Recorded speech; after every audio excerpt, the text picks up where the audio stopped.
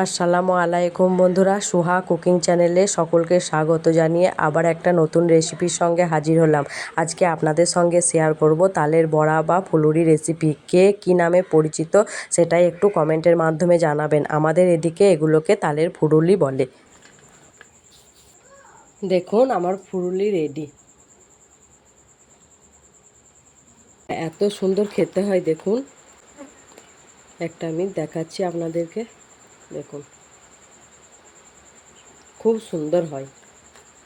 আমার ভিডিও ভালো লাগলে like, comment, share and subscribe করতে ভুলবেন না। যারা ইউটিউব চ্যানেল থেকে দেখছেন তারা সুহা কুকিং চ্যানেলটাকে সাবস্ক্রাইব করে দিয়ে আমার পাশে থাকবেন। আর যারা ফেসবুক থেকে দেখছেন তারা গ্রাম্য রান্নাঘর পেজটাকে ফলো দেবেন। আর এই ফুলুরিটা তৈরি করার জন্য আমার সম্পূর্ণ রেসিপিটা দেখার অনুরোধ রইল। আমি তৈরি করব তালের ফুলুরি। এখানে আমি দুটো তাল নিয়ে নিয়েছি। প্রথমে আমি তাল দুটোকে ছাড়িয়ে নেব।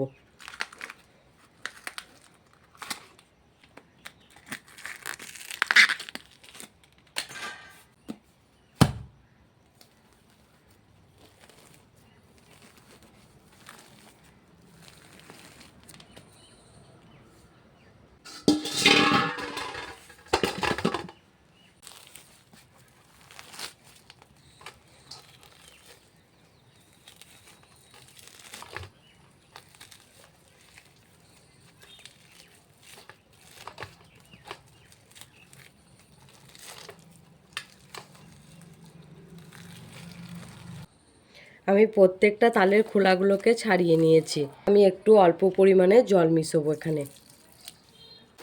এখানে জলটা মিশলে তালের মাঠটা বার করতে ভালো সুবিধা হবে।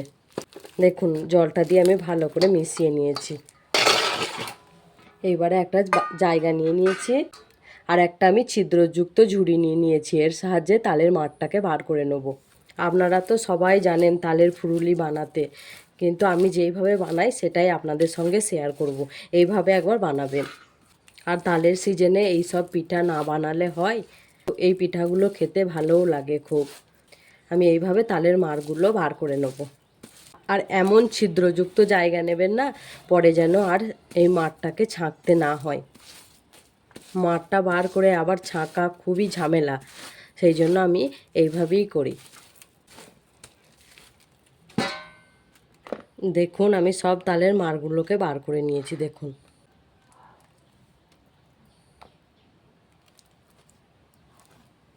আমি এই পেতের সাহায্যে মাড়গুলো বার করলে না একটু তালের ছিদ্র থাকে না এই মাঠটার মধ্যে, সেই জন্য আমি এই পেতের মধ্যে থেকেই তালের মাড়টা বার করে নিই। একটু ঘন পেতেটা নেবেন, দেখবেন তালের মাড়ের মধ্যে কোনো ছিদ্র থাকবে না। কড়াটা নিয়ে নিয়েছি।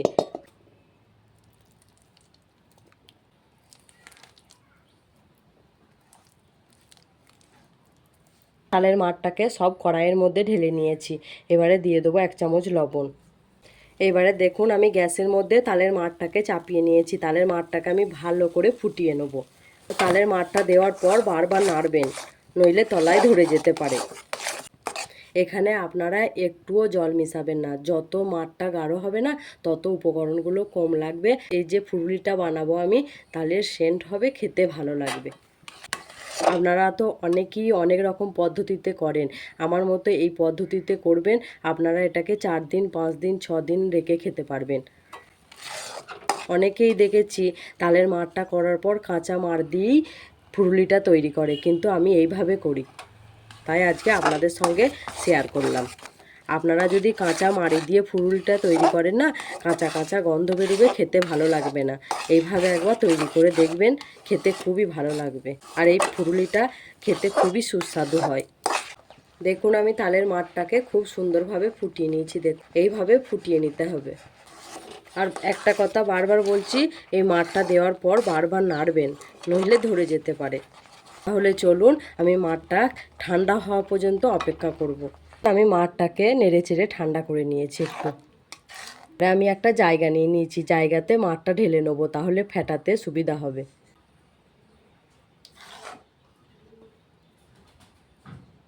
আমি সব মাড়টাকে এখানে নিয়ে নিয়েছি। আমি এক এক করে উপকরণগুলো মিশোতে থাকবো।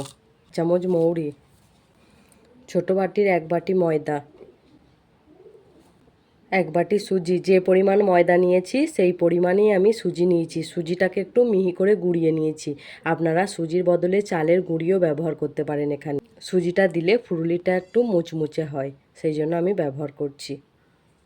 দিয়ে দেবো নারকেল কুড়া, দিয়ে সব উপকরণগুলোকে দিয়ে আমি ভালো করে ফেটিয়ে নেব।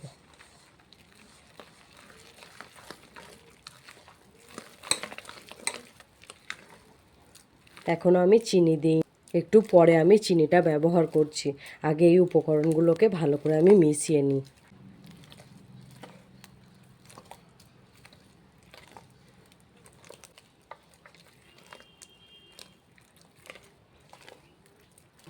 আমি সব উপকরণগুলোকে ভালো করে মাখিয়ে নিয়েছি। এবারে আমি দিয়ে দেবো চিনিটা। আপনারা চিনিটা যখন আমি মাঠটা ফুটাচ্ছিলাম তখন ওই চিনিটা ব্যবহার করতে পারেন, তাহলে চিনিটা মাড়ের সঙ্গে ভালোভাবে গলে যেত। আমি এখন ব্যবহার করছি চিনিটা, আর আপনারা অবশ্যই চিনিটা স্বাদ অনুযায়ী দেবেন।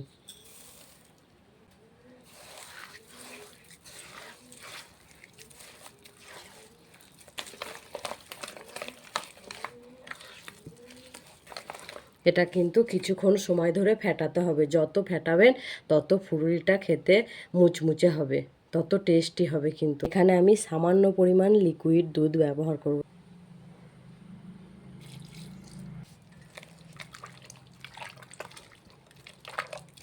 এখানে আমি সুজি ব্যবহার করেছি বলে লিকুইড দুধটা ব্যবহার করলাম। সুজিটা দিয়ে ভাপ দিলে এই মিশ্রণটা খুব টাইট হয়ে যাবে, সেই জন্য আমি অল্প পরিমাণে লিকুইড দুধটা ব্যবহার করলাম। আপনারা চাইলে স্কিপ করতে পারেন।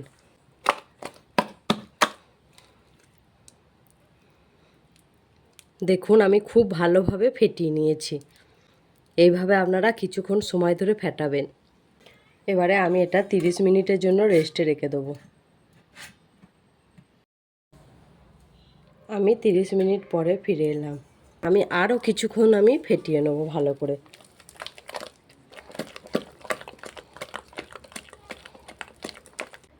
আমার ফেটানো হয়ে গিয়েছে, তাহলে চলুন গ্যাসে কড়াটা চাপিয়ে দিয়েছি। এবারে দিয়ে দেবো পরিমাণ মতো তেল। প্রথমে তেলটাকে আমি একটু গরম করে নেব ভালো করে। তেলটা গরম হয়ে গিয়েছে, আমি এরকম দিয়ে ছেড়ে নেব।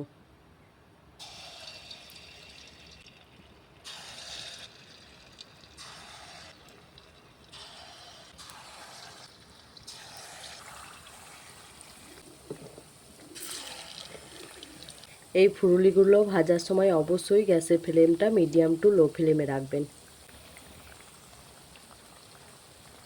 এবারে আমি উল্টে নেব।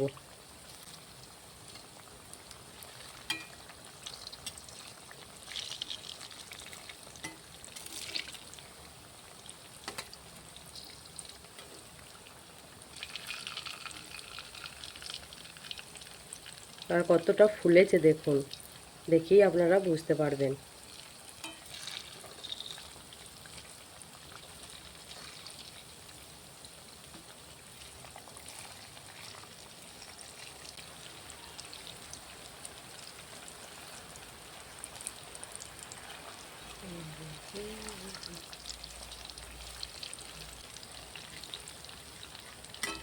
দেখুন আমি সব ফুলুরি বা বড়া, আপনারা যে যাই বলেন, আমাদের এদিকে এগুলোকে ফুলুরি বলে।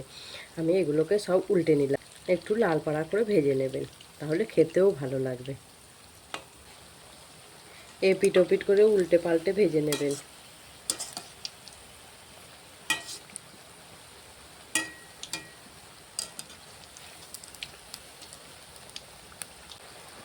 আর একবারে দেখুন ফুলে একবারে বলের মতো হয়ে গিয়েছে দেখুন। আর বাইরে বৃষ্টি পড়ছে, এরকম গরম গরম ফুলুরি বানালে কার না খেতে ভালো লাগবে বলেন তো বন্ধুরা। আমার ভাজা হয়ে গিয়েছে, আমি তুলে নেব।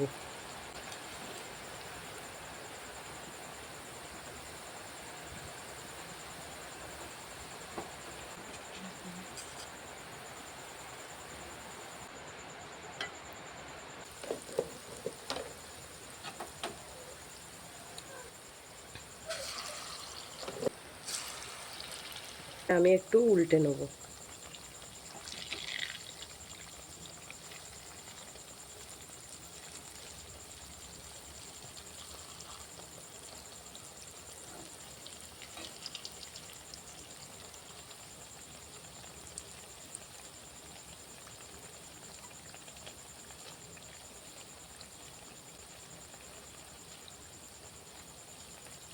আমি সব উল্টে নিয়েছি।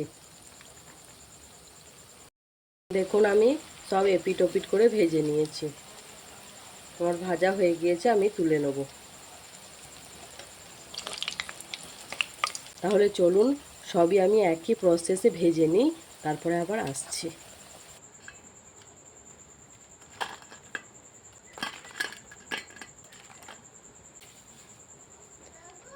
দেখুন আমার ফুলুরি রেডি।